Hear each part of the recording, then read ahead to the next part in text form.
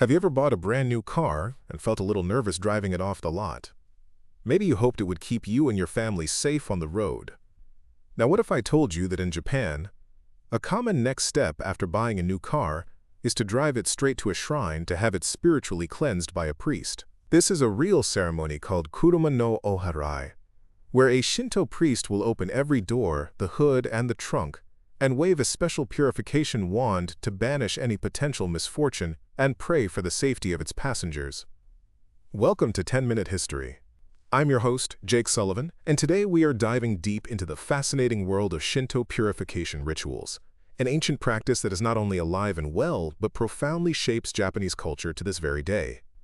To understand why someone would purify a Toyota, we first have to understand the spiritual landscape of Japan. The native faith is called Shinto, which translates to the way of the gods. Unlike many religions you might be familiar with, Shinto doesn't have a single founder or a central holy book like a Bible or a Quran. Its roots are ancient, growing from a deep reverence for the forces of nature. In Shinto, divinity isn't locked away in some distant heaven. It's all around us. These divine spirits, called kami, can inhabit mountains, rivers, waterfalls, ancient trees, and even uniquely shaped rocks. The goal of Shinto is to live in harmony with these kami. But there's one major obstacle to that harmony, and it isn't what we in the West would call sin. It's a state of spiritual pollution or defilement known as Kegare. Think of Kegare not as a moral stain but as a kind of spiritual grime. It's not about being a bad person. It's about being spiritually unclean. This pollution accumulates naturally through contact with things that disrupt the flow of life, especially death, disease, and bloodshed. This spiritual grime clouds your spirit, offends the pure kami, and can invite bad luck. So how do you get rid of it? That's where purification rituals known as harae come in. These are the spiritual showers and deep cleanses of the soul, designed to wash away Kegare and restore a person's natural state of purity, or kiyome. The origin for all of this comes from a powerful and dramatic story in Japan's oldest book, the Kojiki, compiled in the year 712 CE. It's the tale of the two creator gods, the divine couple Izanagi and his wife Izanami. After creating the islands of Japan, Izanami tragically dies while giving birth to the god of fire.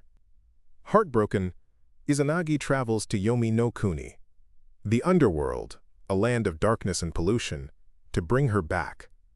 He finds her hidden in the shadows and pleads for her to return.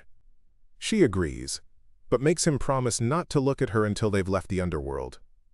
But Izanagi, overwhelmed by impatience, breaks his promise. He lights a tooth from his comb like a torch, and in the flickering light he sees a sight of pure horror. His beautiful wife is now a rotting, maggot-eaten corpse. Shamed and enraged by his betrayal, Izanami sends the hags of the underworld to chase him. Izanagi flees for his life, finally escaping by rolling a massive boulder over the entrance to Yomi, forever separating the land of the living from the land of the dead. But he is now tainted, covered in the Kegare of the underworld. To cleanse himself, he goes to a river and performs the very first purification ritual. As he washes the filth of Yomi from his body, something incredible happens. From the grime, new and powerful kami are born. When he washes his left eye, Amaterasu Omikami, the great goddess of the sun, is born. From his right eye, Tsukuyomi, the god of the moon, appears. And when he washes his nose, the powerful storm god Susanoo comes into being. This foundational myth is stunning. It teaches that the most sacred and creative forces in the universe can emerge directly from the act of cleansing the most profound impurity. It's the ultimate story of renewal, and it created the blueprint for all Shinto purification. Let's look at how this plays out in practice, from the grandest national scale to the simplest personal gesture. The most significant purification rite is the harae, or the Great Purification. This ceremony is held twice a year, on June 30th and December 31st, at shrines all across Japan. Its purpose is to cleanse the entire nation, from the emperor down to the average citizen, of all the impurities and transgressions accumulated over the previous 6 months. At the heart of the ceremony, a priest chants a powerful prayer called the harae no Kutoba. It describes how the gods gave a method for purification, and it calls on 4 special purification kami to carry the nation's Kegare away. The prayer describes a cosmic journey where the impurities are swept from the mountains to the rivers, then cast into the great ocean, swallowed by a goddess, and finally blown away into the underworld, lost forever. During this ceremony, people are given little paper dolls called hitogata. They rub these paper dolls over their bodies and breathe on them, symbolically transferring all their personal grime onto the effigy. These dolls are then collected and disposed of, usually by casting them into a river or burning them, carrying away the accumulated pollution of the whole community.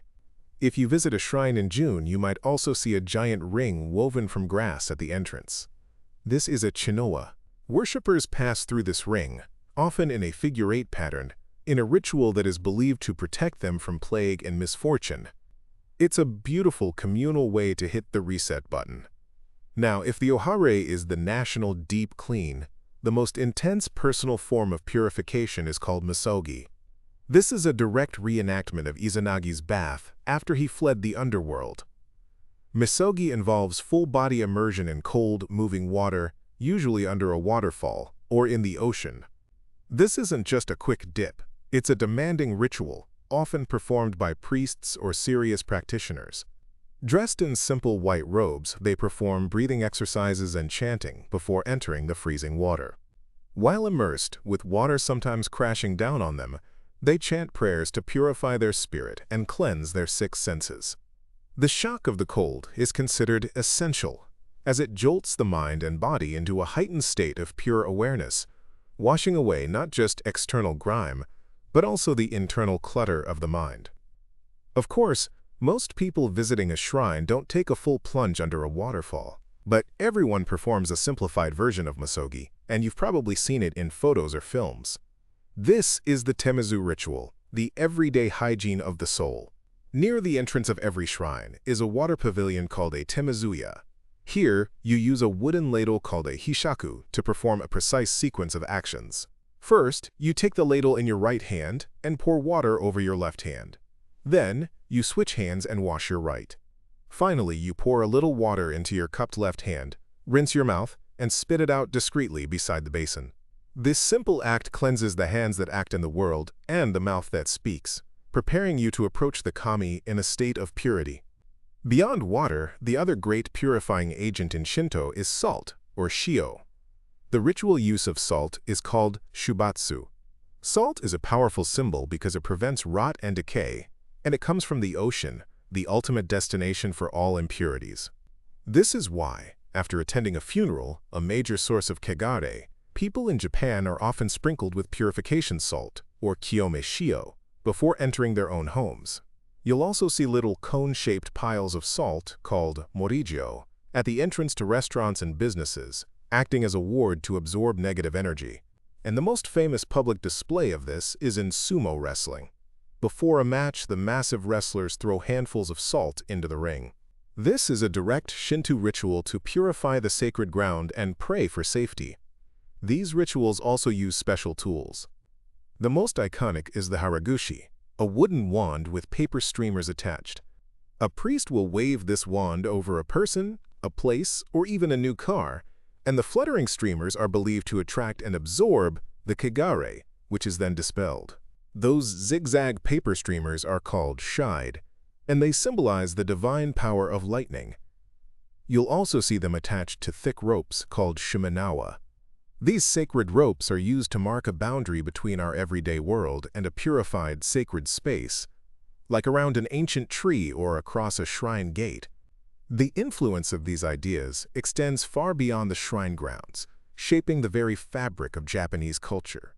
The Shinto distinction between the pure and the polluted is mirrored in the Japanese social concept of uchi-soto, meaning inside and outside. Uchi, or inside, refers to your own group, like your family or your company. It's a safe, clean, and ordered space. Soto, the outside, is everything else, and it's seen as potentially chaotic.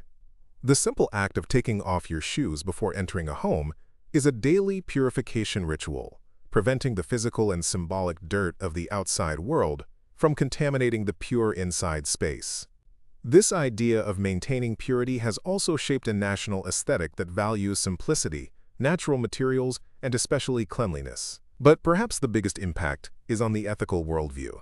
The Western concept of sin is often seen as a permanent moral stain on the soul that requires guilt and divine forgiveness. Kegare, however, is a temporary amoral state. It's not about being bad, it's about being unclean. The solution isn't guilt, but the practical physical act of washing it away. This has fostered a culture that focuses on restoring harmony in the here and now. A mistake or misfortune is something to be cleansed and moved on from, not a permanent mark of failure. It's a philosophy built on the promise of a clean slate. These ancient rituals are not just quaint traditions. They are the living heart of a worldview that offers a profound lesson of resilience and optimism. From a national ceremony that unifies millions in collective renewal, to the personal act of washing one's hands, these practices all serve to restore balance and harmony. They teach that no matter what grime you encounter in life, there is always a path back to purity. It's a powerful reminder of our human capacity for renewal and the peace that can be found in the simple, sacred act of washing away the troubles of the world. So what are your thoughts on this? Let us know down in the comments. If you found this interesting or learned something new, please give this video a like, and don't forget to subscribe to 10-Minute History for more deep dives. Thanks for listening.